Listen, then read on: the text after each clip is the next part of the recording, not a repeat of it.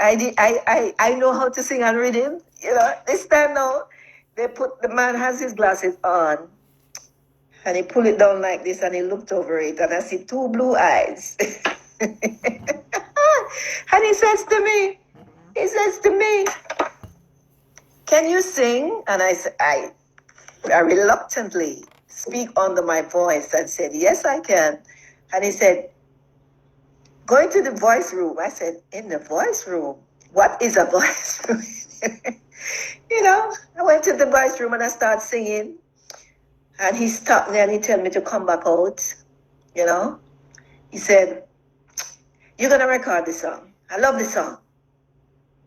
And I said, what? I'm going to record this song. By this time I get nervous like crazy, you know, because, you know, I've been around before, but nobody has ever really said to me seriously Yeah. that they're going to record me. So, go in there now, record the song. And when I came out, you know, right on spot, I have to record the song. Recorded the song. I go in there, I close my eyes tight as I never want to see nobody. I didn't want to see nothing. And one take. I never stopped. The 24 track never stopped. One take.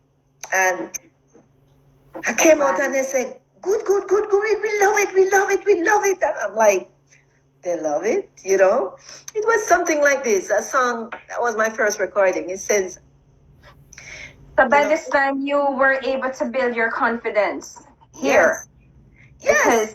No, right there and then I built the confidence because this is something I want. It wasn't like I was planning from a long time. Saying I'm gonna go to the studio today and I'm gonna record today. It was just something that happened. So right there and then I built that confidence and said to myself, say, you know, a debt before this honor, as the great, you know, legendary singer Dennis Brown said, we are gonna do it today. You know, so that's we do it. And when I came out back, I said, Lord, I wonder if they like it, you know? And it's a bad tune. It was on the party time rhythm. And I'm saying, jig me, holla pull me, jig and holla pull you fi jig and holla pull me now.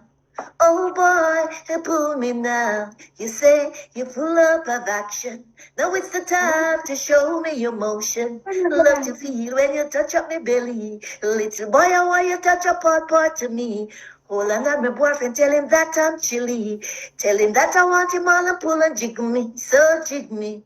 Man, it's a big tune. I remember that. I do, but I had no idea that was you. So that was my first recording, and this was 1994. I remember that song. So I actually know that. So that's where the story began.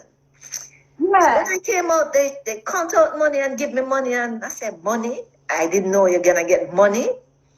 So when I called the money, it was $15,000. I said, $15,000? Just to sing one song. $15,000? Man, I couldn't done the money. I spent. I sent money to my mom for my daughter, and I kept for myself, and I couldn't finish the money. And I said, Lord, when somebody will pay me again, you know? So then now, from there, I heard, listen to me now, when the excitement really started, you know. Yeah. One night I went out with my friends and I went partying and I came in, feel nice, you know, drank 2 Appleton and Coke and feel nice, come home, me and my friends then party. Because all these girls was like, you know, in the business, they were trying to make it, you know, so. And Fridays after hustle and bustle at the studio and thing, we always say, oh, we're going to unwind, you know, so we are going, you know, all of us would just say, we're going out, you know. Because I love music and I love to dance. So we would just go out and we would just enjoy ourselves. You know, who have boyfriends. Who doesn't have boyfriends? We'd all just go out and enjoy ourselves. And one morning, you know, I came home, you know, and I'm a drink, and I'm a few juice, you know, and a friend called me and said, Wanda girl, wake up, girl. You sang a play on Area FM. Listen. I don't even know. I don't even remember how I fly out of the house and the bed so quick, and I start running down the avenue, and I wake up everybody. I start shouting on top of my voice. Turn on your radio, turn on your radio. My song is playing on RFM, you know. Dennis Howard, Dr. Dennis Howard was the presenter at the time. RFM just came around. And I said, my song for you play on RFM, that means the boss now, big time, you know. And nothing can ever change from here. And I remember Jason Lee's Dynamic Sound, they were the distributor in the Caribbean for the song.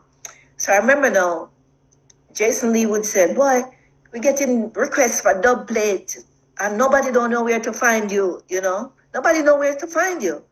And I said, by this time now I started hanging out at Jack Scarpio's studio. So when I go to Jack Scarpio's studio, Jack was producing the Strive Rhythm. Strive with him with Shinehead on that big tune Strive. Strive. Step up in line. Yeah, I'm on that rhythm. I am on that rhythm. What? Yes, with a collaboration with a DJ called Commander Shad. He was big at that time. He had a song when he said, hey, boy, from what here? Down.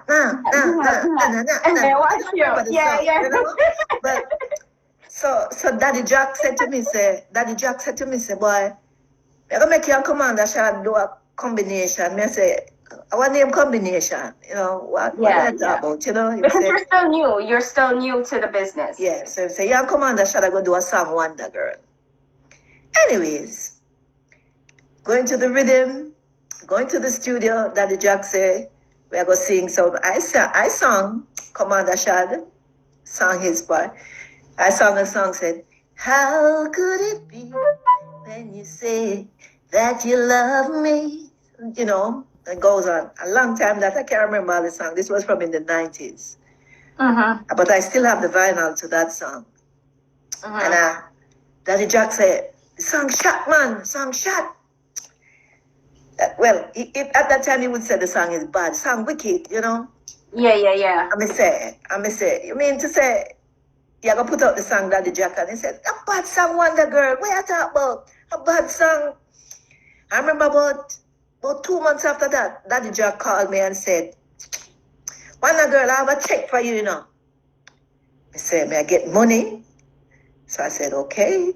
So when I go, Daddy Jack give me a check. You know, $250. I said, Daddy Jack, $250, you call me, tell me, say you have money for me, you have check. He looked at me and he said, Wanda, you lucky. How many people sing a song and don't get royalties? You should be happy that I'm giving you royalties. What are you talking about? Somebody said, okay. That's what it is then, that's what it is. Anyways, now the dub plate, them start coming from England now, you know. Everybody request dub plate, and that's how we start feel nice and start feel exciting and start say, wow, everybody request dub plate at this point in time now. So that means something. My thing is that they're abroad, but there was a man now. There was a man at the studio, a DJ, you know, at this time, you know, no Daddy Jack studio become my hangout place and stuff. So start hanging out there, and you know, every day now I get requests for dub plate. You know, first time when you're doing dub plate, you can't make any mistake, because if you make a mistake, you spoil the vinyl that it was making on.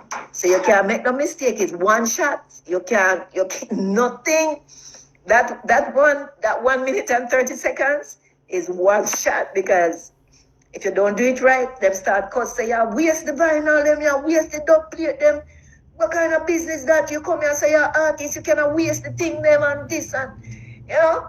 So you have to, when each time you go home, you practice big time, you know, to go to make sure it's safe. So when I leave the studio now, culturally, you would call me and say, Wanda, me get 3 dub plate requests for you for tomorrow.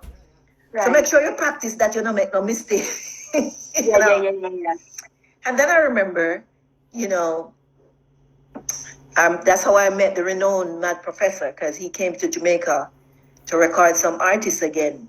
And Daddy Drac introduced us, and that's how I worked with the renowned man professor from the UK with a song "I Found Love on a Two-Way Street." It was a cover, you know. So he went back now and started playing this song with myself, you know, and people kept requesting don't play it. But then I realized how old were you at this time though? This time I was 19. Okay. 19 years old. So you made your career from pretty much 18 after you have your baby then? Yes. That's when I start growing into my craft. Nice.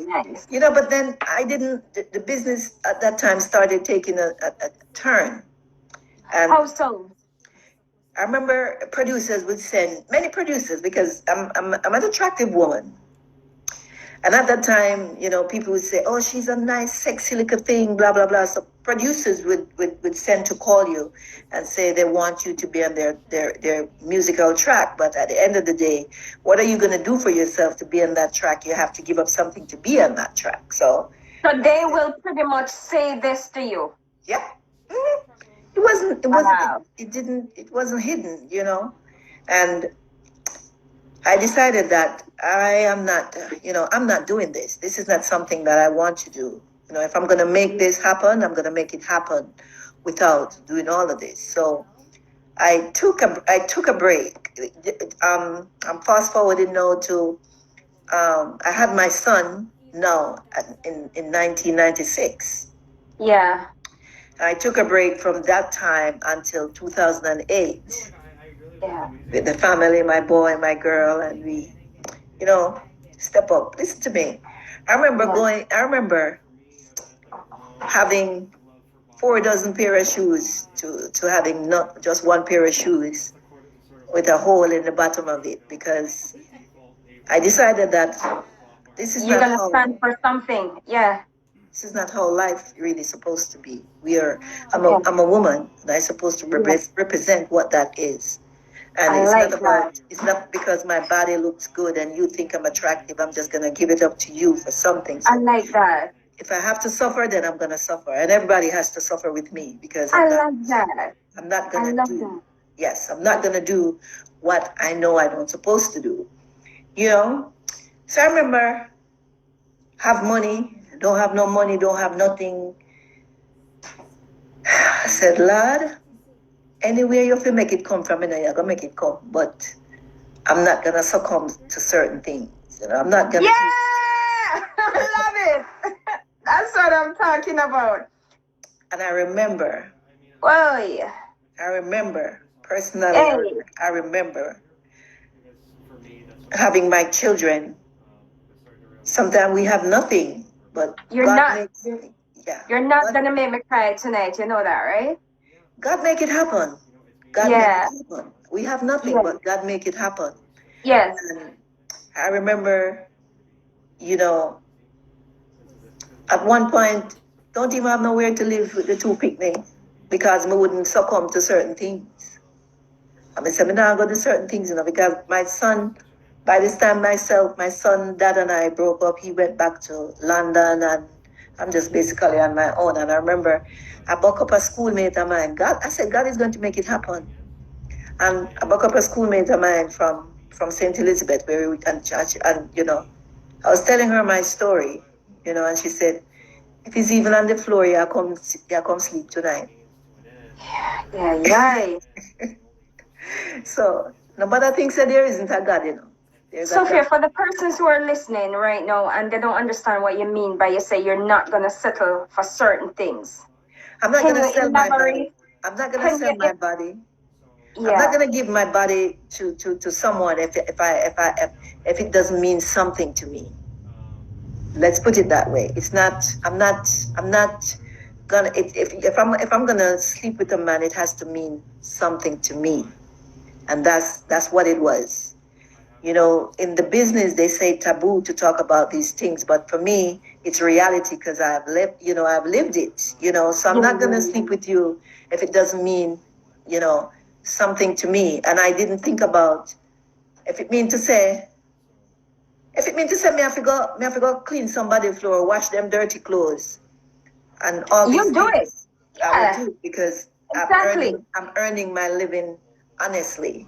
Yes. And as one of these women in this business, I feel so proud to stand my ground.